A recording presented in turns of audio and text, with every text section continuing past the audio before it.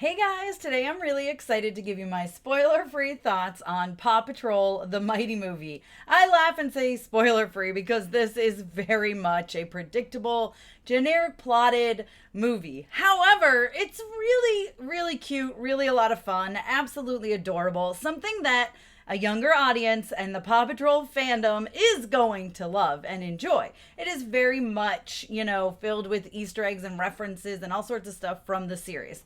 It feels like a part of the series, but a little bit longer, and it's a movie. Now, it's only an hour and a half long, and in theaters, you'll also get to see a really, really cute Dora the Explorer and Boots short beforehand, which was a lot of fun, very interactive. The audience I saw it with was very, very excited about it. Lots of younger kids. Now, I will say that Paw Patrol, the Mighty Movie, it's super puppies. They get superpowers.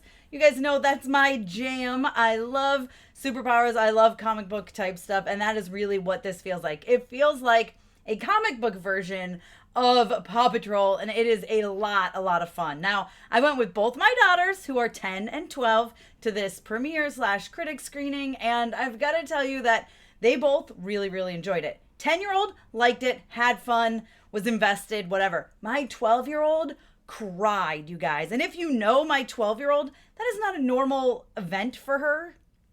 She doesn't get overly emotional. My youngest takes after me. If you guys have been around my channel for a while, heck, if you just watched Ahsoka reaction from last week, then you know I am an emotional human being. And that is what my youngest takes after. My oldest, not so much. She's much more like her father, okay? So it's very interesting, the fact that she was crying. Not teared up, like crying during this movie.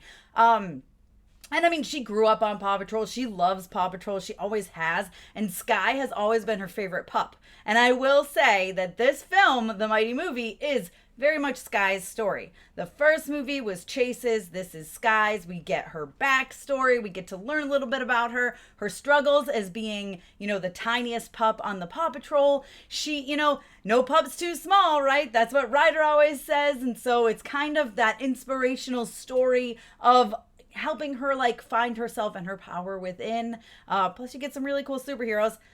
The villain is a lot of fun, very much a typical, kids story villain. I will say the animation is beautiful. I loved all the fur animation, which I think is really hard to pull off because these pups fly through the air. They get wet. They if you're Rubble, he rolls into a wrecking ball and rolls around. So there's a lots of things that happen with the fur, and it's very well played off because I think fur/hair is probably one of the hardest things to pull off. Story itself, again, very generic, very predictable. I knew from the very first moment how things were going to end, pretty much. But that doesn't mean it's not a fun and entertaining ride. There's stuff in here for the adults and for parents as well. There's definitely some meta, quote-unquote, moments.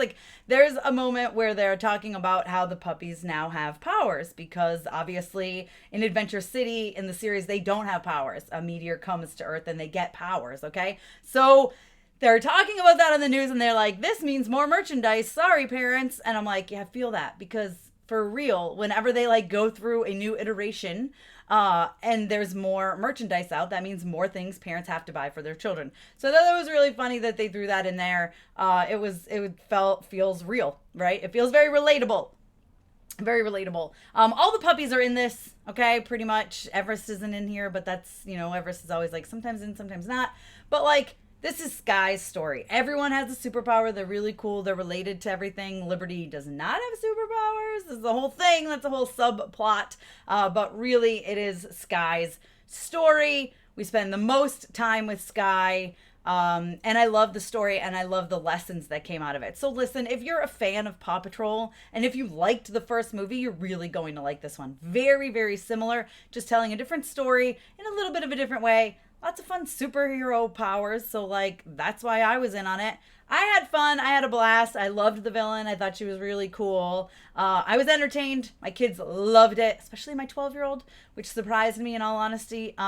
But yeah, so that's what I have to say. You guys can see Paw Patrol, the Mighty movie, in theaters on September 29th. Again, theatrically, it is going to be released with the Dora the Explorer short, which I got to see. It's a lot of fun, very interactive.